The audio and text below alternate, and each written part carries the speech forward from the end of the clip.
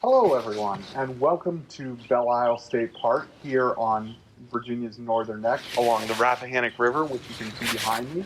My name is Ranger Mark, and I'm an AmeriCorps member serving here at the park. And today I'm going to be sharing with you our oyster gardens, which you see below me, and just talking about how important oysters are to the overall health of the Rappahannock River and to the overall Chesapeake Bay as a whole. So these are our oysters. Now, I know what you're thinking. These are, and no, these are not rocks. So these are living, breathing creatures. So oysters are filter feeders in that they suck water inside of them and then they filter the food out of the water that they want to eat. And when they're filtering, they're also doing some really good things for the overall water quality of the body of water that they're in. When they're eating, they're actually also filtering out stuff that they're not going to eat, but they're still collecting it. And this stuff, a lot of times, can be harmful to the overall health of the water if it's left in the water, like excess nutrients from fertilizer runoff or excess sediment from erosion. So oysters help to filter out a lot of stuff that we don't want in our water, and that really improve the overall water quality of bodies of water for the rest of the species that are living in them.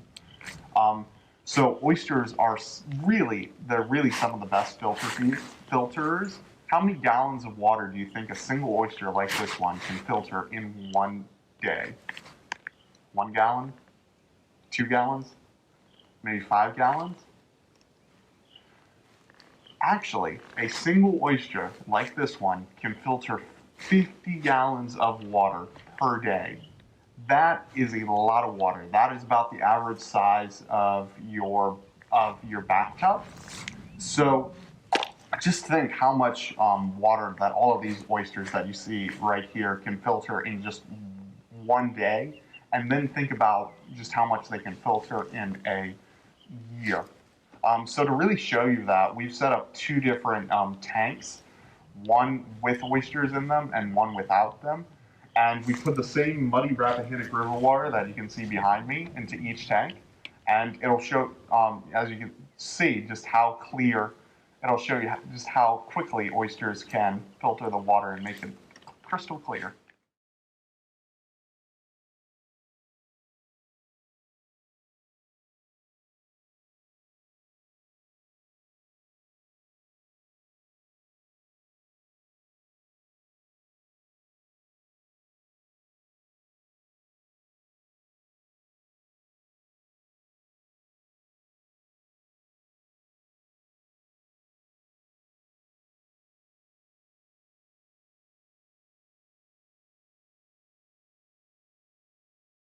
Pretty cool, huh?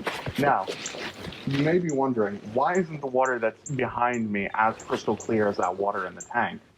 Well, in addition to being really great water filterers, oysters are also really tasty.